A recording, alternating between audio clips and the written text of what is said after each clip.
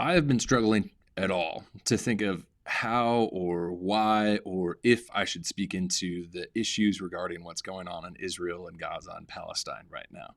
And overall, the more that I learn, the more that I learn how little I do know. And with that said, I haven't felt like I have a role to be able to speak into this issue. What I do know, though, is there is this thing called just war theory that I think just should be applied regardless, whatever their circumstances are, into how war is done and if war should be done at all. That being said, I don't necessarily have the variables to plug in, but I think this gives us a good idea, and this is a practice that's existed from the time of Augustine till now that Christians have used to apply to decide whether or not war is just and how we should engage in war. And I can talk about that. So hopefully from this episode, I can teach you a little bit about maybe an equation to use, an algebraic equation to use to talk about just war, but I can't necessarily give you the variables because this war is really complicated. So let's get into it.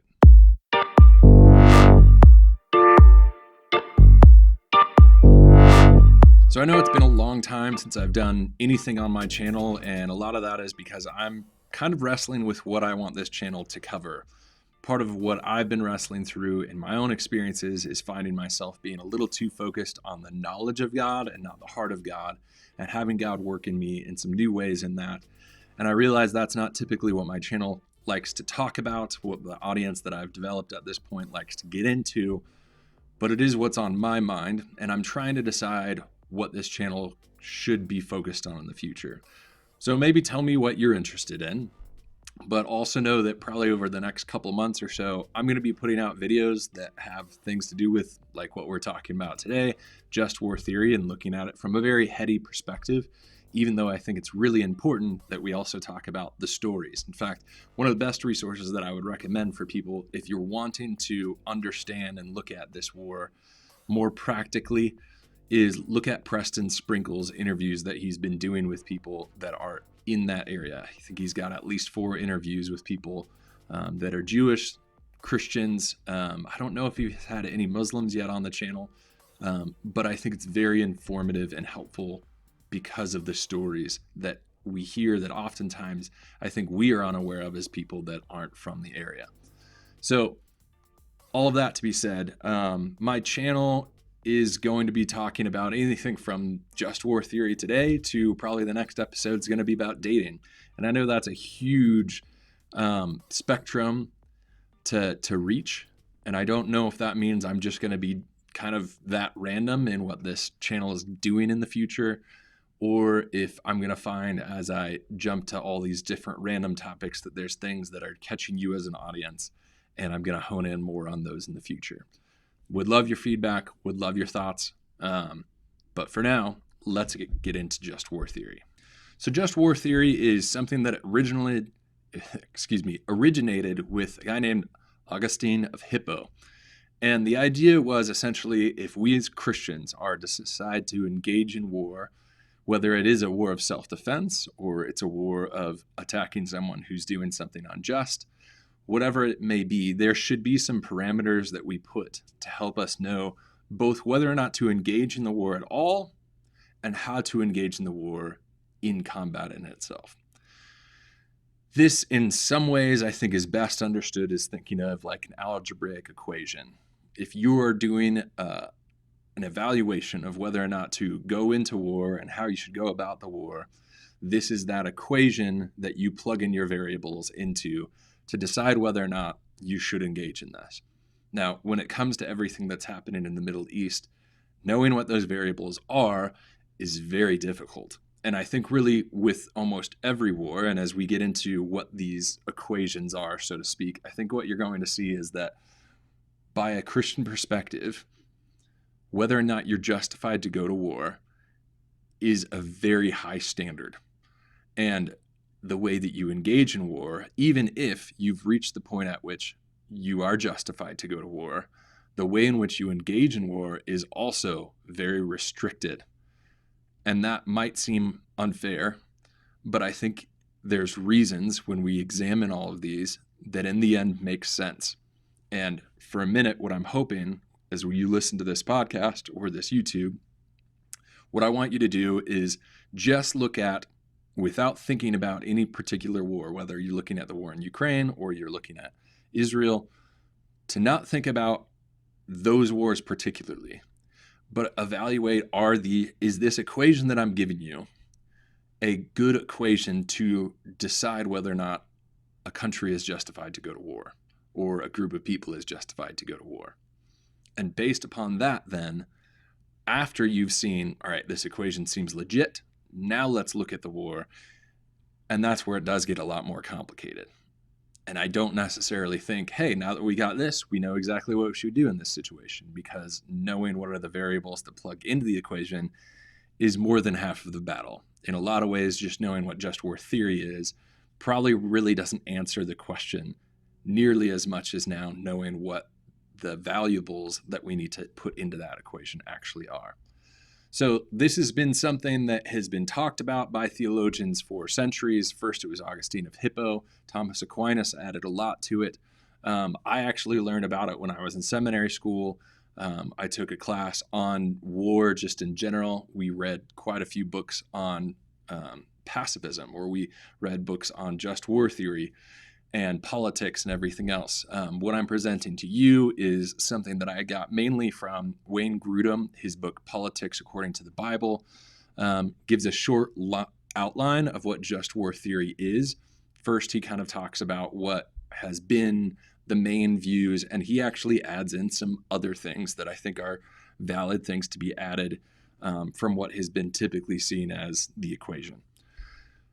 That being said, first thing that someone should be looking at is, do you have just cause to go to war? This is obvious. I don't think any of us should have any qualms with this whatsoever. It's just looking at it and saying, hey, are you just going to war because you want to go to war, or is this a war of self-defense, or are you trying to stop someone that's evil?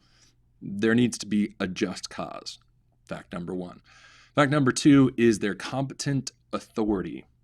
What that means is, do you have a group of leaders who are going to lead the war that are competent enough to lead in a way, and we'll get into some of these other details with some of the other factors to all of this. Essentially, you don't just have a group of renegade leaders that are saying, let's declare war. It's your president.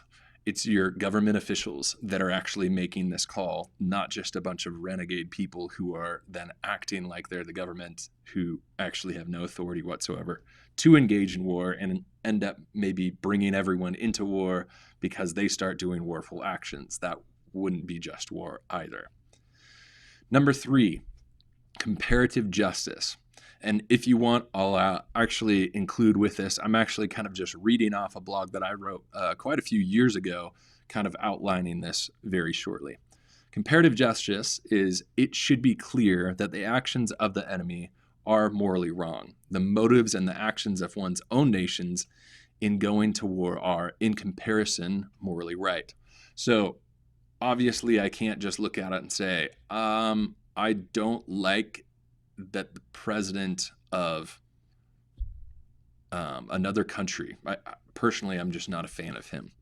No, there needs to be something that he's doing that's morally wrong that now justifies you going to war, in which a way people are going to die in some level or another. Another factor is, fourth, is right intention. Is the purpose of going to war to protect justice and righteousness rather than simply to rob and pillage and destroy a nation? You're not justified going to war because you want the resources. I think we have an obvious example of this when we see what Russia is doing in Ukraine. They are there for the resources. That's not a justified war. You're killing people to get things. That's never an okay means for going to war. Another factor, number five, is it your last resort? So given that there's something that this nation is doing that's evil, given that maybe they've even done unjust things to you, have you done what you can to avoid a conflict that's going to result in more deaths? Have you used every other resource possible, boycotting the country, whatever else, in order to stop this war from ever commencing rather than going to war? Now, this becomes obviously a little tricky because it's one thing if they've started war with you. I think you're justified, on at least the first blush, if they've gone to war with you, if they've started to kill your own people, you're justified to go to war. But if they're somehow withholding goods from you and now you want to go to war for that, well, again, you don't have right intention in that, but also you probably haven't exhausted every other resort in order to get what maybe your country even needs for its own survival. Going to war should always be a last ditch effort. There should always be everything that we can, exhausting every other thing you can in order to avoid going to war. And I know that's easier said than done. But again, we're looking at what is the equation, realizing that what are the factors that plug into this equation get more complicated as we actually get into the actual factors of looking at a real life possibility of going to war as a nation. Number 6, probability of success. Is there a reasonable expectation that the war can be won? If in the end there's unjust things that are happening from a country that is way more powerful than country B. Country A is extreme superpower, country B is not. There's this horrible truth that in the end, if country B tries to go to war for its independence or whatever else in that factor, they may cause more death, they may cause more hurt and pain, and in the end, not even gain the independence that they were hoping for, and in the end cause more suffering to the very people that they were fighting for by going to war than if they had just accepted what was happening. This is part of where all of these things go in together, and it's not easy. Even when we use this equation, it's not easy to calculate all of this because it's like, all right, well, we think of the American Revolution. I don't think anybody necessarily thought America could win that war, but I'm not sure that we were necessarily justified when we look at this equation to go to war, because it could have been, and probably likely was in some ways, that we would have just made suffering of our nation worse. We wouldn't have got under the taxes. We wouldn't have escaped from all of those sort of things by going to war in the revolution. I know that's a hot take. And I know in a lot of ways, part of what's really difficult about all of this, and this is again where I'm thinking, hey, this is easy for us to do as people that are looking from the outside, not being part of what's going on and seeing the cruelty of what's happening and thinking, I'd rather die than not have this freedom. But I still think there's a level of both in when you're looking at it, you have to look, are we only going to cause more harm to the people we're trying to help? And if you're only going to cause more harm to the people you're trying to help because you're not going to win the war to begin with, then in some sense, you aren't justified in going to war. That's a hard reality, but I think it is true. Fact number 7 you should look for is the proportionality of the projected results. What this means is looking even more beyond just, are we going to cause more harm by going to the war of the people that we're trying to help, but also, is it possible that, yes, there is a decent amount of harm that's going to happen to the people we're trying to help if we don't do anything? And it seems like if we win the war, what they'll experience after the war will be better than what they're experiencing now. But also, you have to look at the pain and the suffering that will exist during the war in itself, because that, in some ways, will make things worse. And so the overall pain and suffering that both people are experiencing on both sides, part of what's a factor in all of this that's, again, hard for us to wrap our minds around, but I think is a biblical thing, is we are supposed to love our neighbor. And sometimes that includes your enemy. When Jesus says, pray for your enemies, he's talking about, in many ways, things that would be much more equivalent to war than the peace times we as Americans are used to thinking about.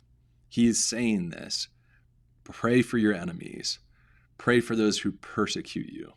In the midst of a society that, unlike you and I, if I were to ask you, who is your enemy? Most Americans, I don't think anybody comes to mind for us. We would just be like, I have this guy at work that bothers me, But we wouldn't have someone that we're like, immediately when you say enemy, this is the person that comes to mind. But when Jesus says, pray for those who persecute you, love your enemies, the audience that he's talking to would have immediately thought of the Romans. They would have immediately known, these are the people that I see as my enemies. And in the midst of that, Jesus is saying, love your enemies and pray for those who persecute you. And so when we're looking at going to war, similarly, I think we have to look at it as, how am I loving my enemies? Now, that doesn't now mean I don't go to war. I'm not endorsing pacifism. I'll give a story at the end of this that I think really shows how pacifism, I think, is very wrong in the way that it looks at things. But there is a factor of, I'm looking for the good of everyone, not even just my own people, not even just myself, but even for those people that I'm going to war against.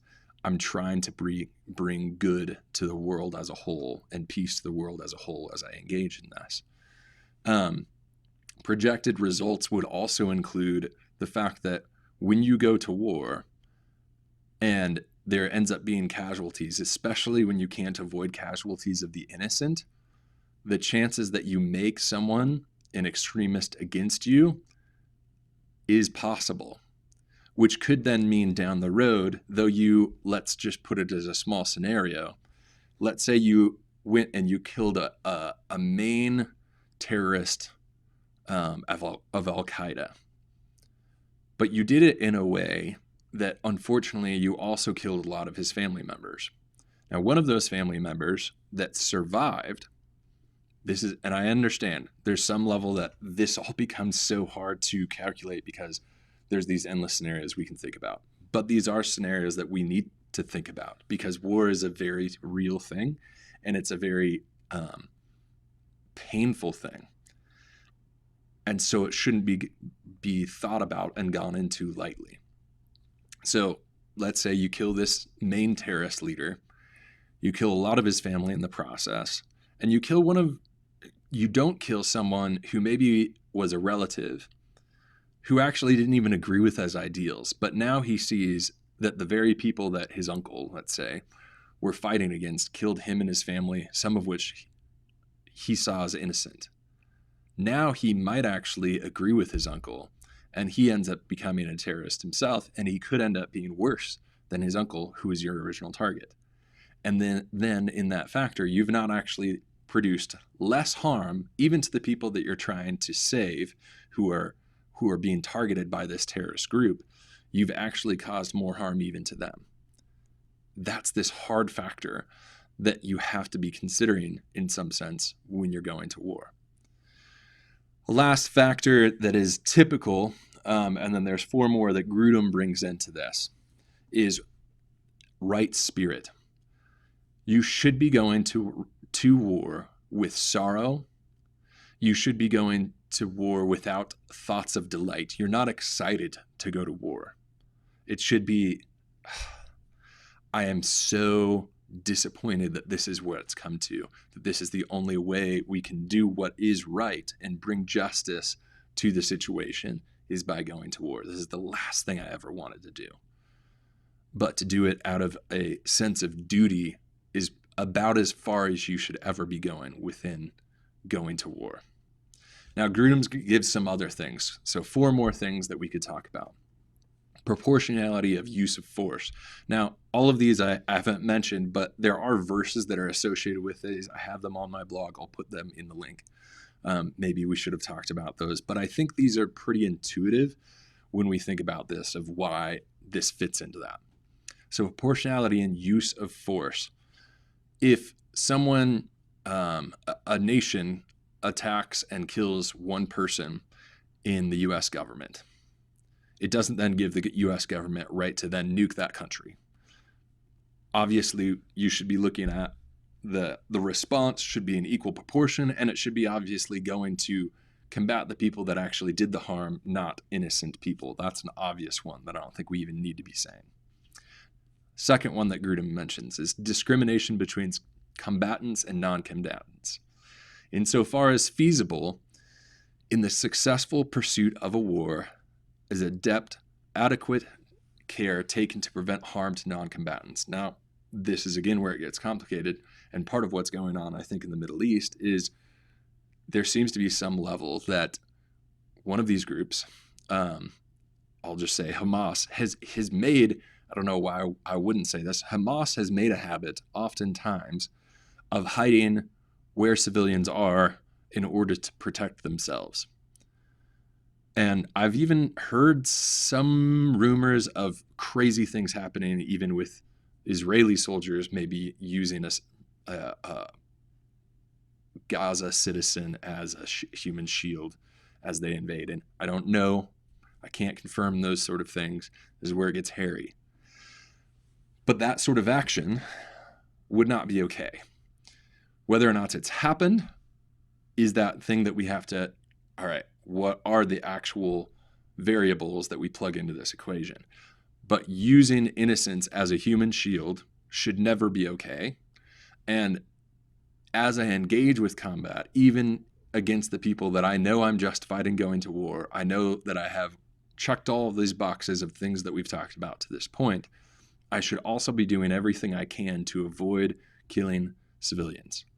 And part of that goes to some of those other factors. Like I mentioned before, you kill a civilian in attempts to kill someone who we know is evil and you are justified to kill. You could end up making more people that are now your enemies, who are now people that you will have to engage in that way because they're going to engage with you in that way. So in every way possible, you should be looking for ways to do that. That doesn't mean, unfortunately, there is always ways to do that. That is the horrible thing about war, and that's why war is always supposed to be a last result, is because we don't have the technology, and I don't know if we ever will have the technology to avoid civilian casualties in war. That's the most brutal thing about it. In some ways, if war was always capable of just being something that we only engage the people that were actually doing the evil actions, it probably wouldn't be as hard to click the button, so to speak, to go to war. But that's a factor that's pretty much always there, even when you don't have, you even have two forces going against each other who are not using human shields. The fact is people are going to die. This is an interesting thing. There was actually a group of people during World War II that were extremely idealistic in a great way, and were, I think, following a great example of trying to apply just war theory, that were called the bomber mafia. And what they had done is they had created a scope that was supposed to make it so you could hit your target as a bomber within, I think, about 60 feet of what you were actually trying to hit as the target. Now we know during World War II, carpet bombing really was the beginning of that you would just bomb the crap out of the nation that you were going after. The idea that the bomber mafia had was using this scope, they were hoping that we could just target the most precise and needed targets of Germany in order to just cripple the economy altogether. So essentially, if the US could just bomb every single steel mill to a point that the Germans just couldn't create anything anymore. They couldn't create guns, they couldn't create tanks, they couldn't make bullets. The war's over because you've just killed a very small amount of people. And yes, there would be some civilians involved in that because you're taking out steel munitions, but it would be in comparison to destroying an entire town through carpet bombing. So many less people. And so therefore, you could have ended the war in a much more civilized and just way. Unfortunately, the technology wasn't actually nearly as accurate as they thought once they started to actually get into these zones and try to use these things out in Germany. There were so many calculations that you had to make with the wind and the height and the clouds, everything else, that the technology really wasn't actually there to do that sort of thing. We're able to do that more accurately now with smart bombing, but even to that, you still have some level that you never know necessarily who's going to be in the building. It could be that your intelligence was wrong and you bombed someone, you got one person, and it wasn't the person that you even wanted. All of that said, you are doing your very best in every feasible way to avoid killing those who are non-combatants. Number 3 from Grudem is that you need to avoid evil means, meaning that you do everything that you can when you capture a soldier, for instance, that you treat them well. You shouldn't then do things that are unjust. Now, the question of torture becomes difficult in this, because me torturing one person and then in the end getting information from them that could save the lives of hundreds of people might seem justified. But it does at least exclude, we're just treating these people poorly for no reason other than that we hate them and we're angry at them. That sort of thing would not be justified. And you have to, again, do everything you can to avoid bringing any more harm, even to your enemies, that isn't going to help end the war, which in the end brings the last point that Grudem brings up, which is good faith, which means in the end, your goal isn't just to win the war. Your goal is to bring peace. Your goal is to bring restoration to the people you're attacking, the country that the war is happening in, and to your own country. You aren't looking just to end war. You're looking far enough in the future to say, is this actually going to bring about the greatest peace that we could imagine? And if it's not doing that, then you need to rethink things a little bit. Now, to my last illustration about pacifism, because I think there is a factor of, we see Jesus say, turn the other cheek. And why wouldn't that apply when we're talking to nations? Well, turn the other cheek is talking about a personal attack against you as an individual. It's different when we're talking about a nation. Similarly, we don't ever see that Jesus ever tells soldiers, despite the fact that we even see him commend a soldier and say, great is your faith, you have greater faith than anyone I've seen in Israel. He doesn't then say, stop being a soldier. So there's some level at which I think just war is something that I think remains biblical. Despite this, pray for your enemies, turn the other cheek, those sort of things exist. And an illustration, I think, of this that to me puts away the idea of pacifism altogether is if you were to imagine you met someone who survived the Holocaust and their entire family or their immediate family were all killed in gas chambers, and some of their distant family and themselves were still alive and survived. If pacifism is true, what you would have to tell that person, if you were saying that there's no case ever that you're justified to go to war, you would have to say to that person, if I was in charge, I wouldn't have saved you. If I was in charge, I would have let you and the rest of your family, your extended family that was left, go to the gas chamber, because I don't have a view that I should go to war. I don't see how someone can end up saying, I'm loving my neighbor, while they don't do what they could to stop an evil like that I think you had the means to end the war, which clearly we did, because we did end the war, and all of these other factors. All of that to be said, when it comes to calculating all of this, hindsight's 2020. Knowing the factors that should be put into all of this is very difficult. But I think these are the things that should be talked about. And there's a bit of the reason that I decided I wanted to talk about this is because some sources that I've usually trusted and relied on when it comes to talking about political issues or world events that are Christian sources have hinted at this whole just war theory thing, but there's some extent that I do feel a frustration of, yes, I feel like Israel is justified to defend themselves. But the proportionality of the use of force, I'm not sure if we're keeping in check. I'm not sure if we're doing everything we can to keep in check. Are we doing discrimination between combatants and non-combatants? Are we doing everything we can to avoid killing those who are innocents in this? Are we doing everything we can to hopefully reach peace at the end of this? Or are we just going to war because an act of war was done upon us and now we feel like we're justified to do anything that we want? And I don't think that's applying just war theory. Just war theory isn't something that we just do at the beginning when we pull the trigger to fire the first shot, and then everything else after that is fair game. This is something that has to be thought about all throughout this war, all throughout engaging with this. Both sides need to be talking about it. But there's also a factor of, even if the other side isn't engaging in just war, that now doesn't also mean you are not obligated to go about just war. This is hairy. This is complicated. I don't necessarily know what I would be advising. I don't have authority to speak into these issues. I'm not someone that anybody's going to be reaching out and asking, what do you think we should do, Noah? But I think it's fair enough that I think this needs to be talked about more.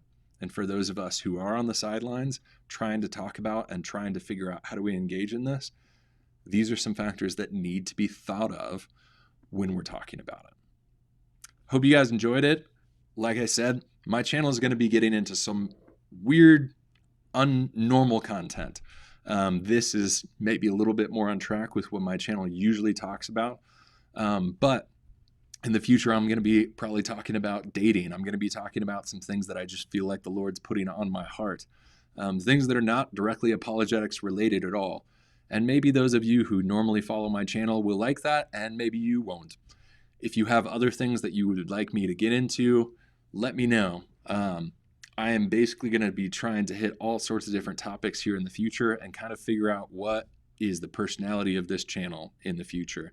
And I want to be more regular about things. And part of what I realize is sometimes trying to just stay in this realm of apologetics alone, I don't feel like I always have things to talk about that are apologetics related. And that's why sometimes my content doesn't stay consistent. So maybe if I broaden it a little bit, we can have a little bit more content a little bit more often. Tell me what you think. Give me some ideas. We'll catch you next time.